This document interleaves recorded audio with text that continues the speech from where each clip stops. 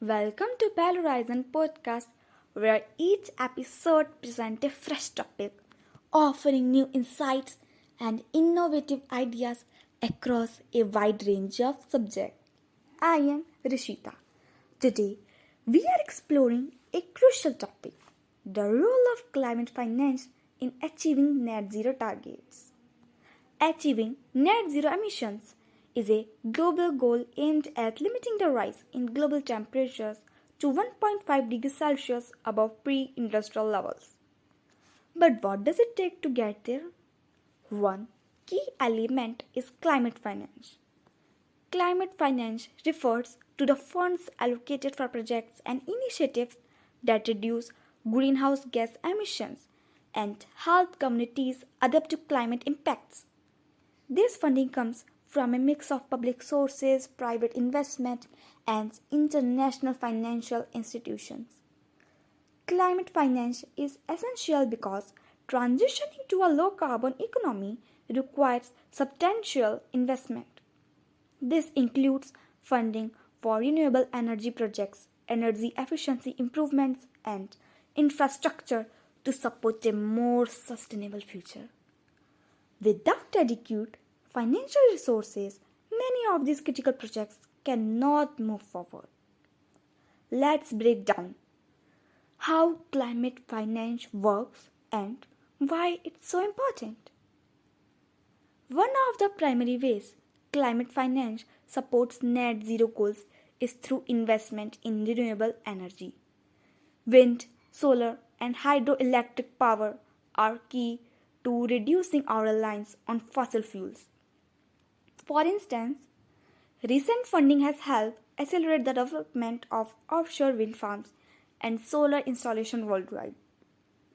Investment in these technologies is crucial for cutting emissions from the energy sector, which is one of the largest contributors to greenhouse gases.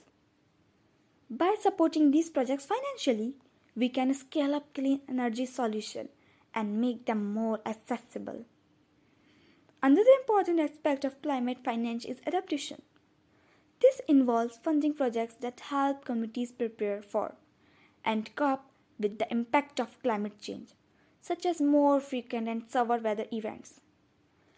Adaptation projects include building resilient infrastructure such as flood defenses and improving agriculture practices to withstand changing climate conditions.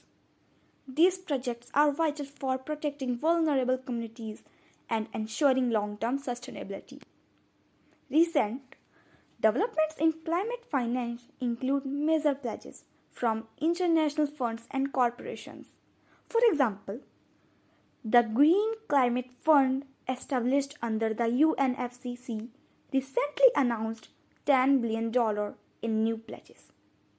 This fund supports developing countries in their climate efforts, making a significant impact on global climate action. Additionally, private sector investment are on the rise. Companies like Amazon have committed billions to sustainable initiatives through their Climate Pledge Fund. These investments drive innovation and accelerate the transition to a low carbon economy. But there is a challenge: mobilizing enough funds to meet global climate targets. Reports from the International Energy Agency highlight that annual climate investment needs to reach $4 trillion by 2030 to stay on track for net zero. This is where coordinated action is needed.